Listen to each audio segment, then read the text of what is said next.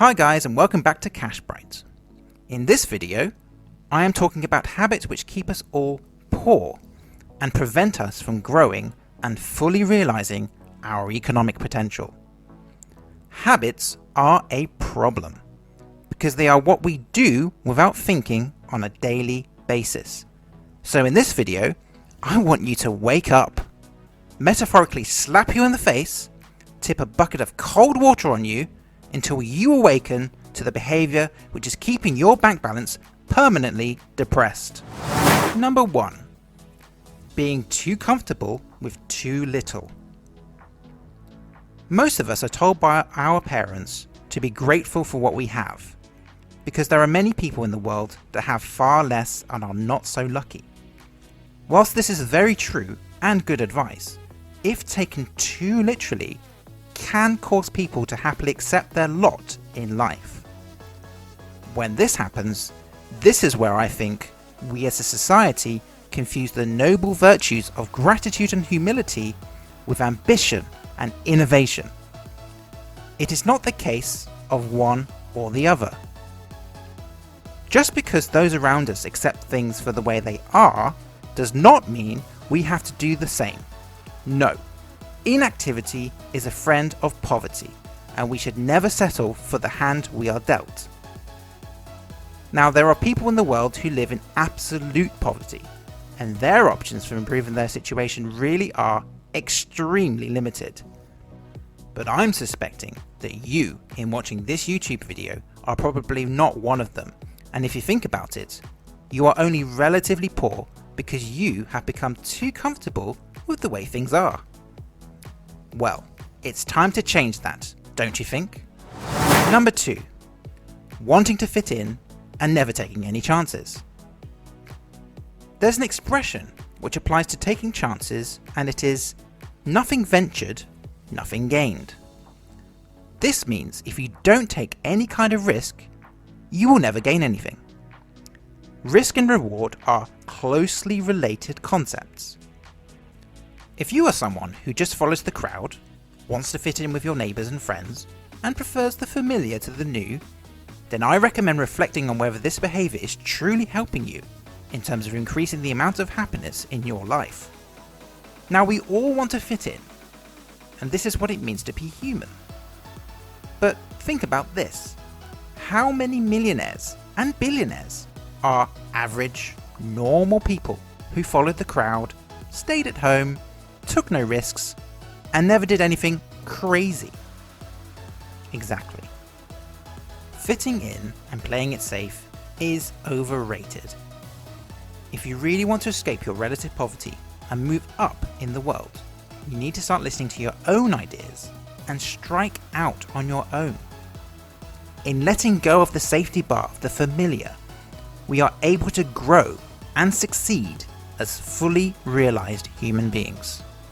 Number 3. Always dreaming, but never acting on your dreams. Some people call me a dreamer, but I'm not the only one. Now, we are all dreamers, dreaming of a better world for ourselves, our loved ones, and our friends. And it's a good thing, because a dream can be an incredibly powerful motivator for change. But there is a problem. Most of us have a dream, and that's where it ends. It stays in our minds as something we wished could happen, but is always out of reach. So there's no point in trying, right?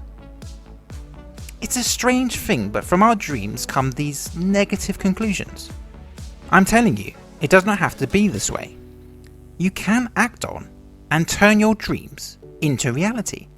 All you need to do is take the first step. Let's assume you have a dream to save money to buy a house, but the down payment seems too large, and so you convince yourself it's just not going to happen. And it won't, with that mindset. But let's think about it. All you need to do is to configure your income and spending ratio to allow yourself to gradually accumulate savings. Once you've done that, you can then invest in passive income techniques to earn extra money, and then just stick with this plan for enough time to allow your savings to reach the required amount. Not only is acting on your dreams good for you in terms of moving you up the socio-economic ladder, it also makes you happier and can be quite addictive once you get the hang of it. Number 4, never tracking your expenditures. Money's precious, isn't it? We know it doesn't grow on trees, and getting hold of it in life, even a little, can be extremely difficult. So isn't it madness to let it get blown away on the wind when we go shopping? What I'm talking about is having fiscal awareness. This just means being mindful of what we spend our money on, how much of our money we spend, and why we are spending it. Tracking your spending is very important if you want to achieve your financial goals and to stop feeling depressed every time you visit the ATM. What's more, tracking your spending is easy. The simplest way to do this is just to write down your purchases on a piece of paper, retain your receipts, and then use a calculator to figure out how much you are spending day to day, week to week, and month to month. Once you are aware, you'll be naturally motivated to change your spending patterns and save money. You'll then be less likely to buy items purely on impulse, and you'll feel much more in control of your finances. Number 5, not having a plan. One of the biggest habits which cause people to remain stuck in the financial wilderness is the stubborn refusal to plan ahead. But why is that? Well, it's hard to say, but I think people probably feel they have enough to think about in the present than to start worrying about the future. They would rather not think about it, and sure, they don't have to if they don't want to.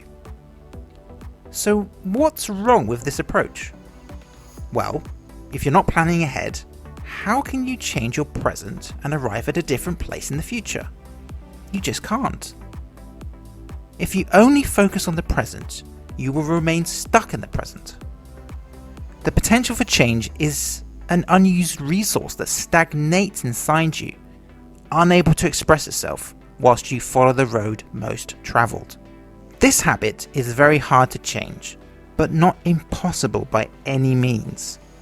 You just need to start simple. Make a plan for tomorrow. Maybe to visit your bank to discuss opening a savings account. Then make a plan for the next week to save a certain amount. And then a plan for the next month to explore passive income options. And then you can make a plan for the next year, and so on and so on. Think of it like plotting the course of a ship as it sails the sea towards a destination. No one gets where they want to go just sailing and hoping. So if you struggle to plan, give it a try. Remember, every great journey begins with the first step forward. We hope this video will help you in your journey towards a brighter financial future. If you want to receive updates for future videos on all things money and finance, just tap that subscribe button. Until the next time.